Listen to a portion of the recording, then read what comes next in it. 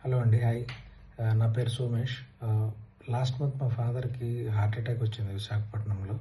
So, ఆయన్ని హాస్పిటల్‌లో join చేసిన వెంటనే స్టార్ హెల్త్ నాకు లక్కీగా 1 ఇయర్ బ్యాక్ నేను star health insurance super star policy తీసుకోవడం వల్ల నాకు క్యాష్‌లెస్ క్లెయిమ్‌కి ఈజీ ప్రాసెసింగ్ అయింది.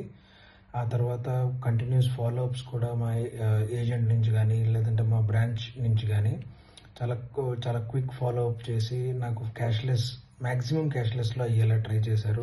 ఆల్మోస్ట్ నాకు ఒక 90-93% క్యాష్‌లెస్‌లో కవర్ అయిపోయింది.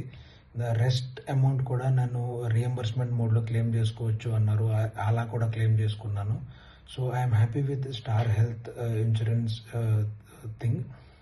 అండ్ ఇప్పుడు మార్కెట్‌లో ఏదైతే వింటున్నామో స్టార్ హెల్త్ సెటిల్మెంట్ రేషియో చాలా పడిపోయింది. స్టార్ హెల్త్ అలా అయిపోయింది, ఇలా అయిపోయిందని.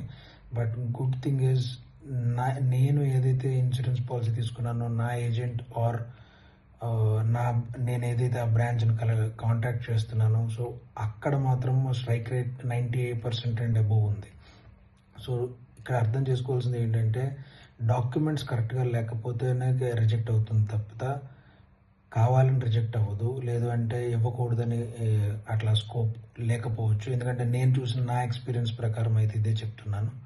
So, Star Health thank you so much.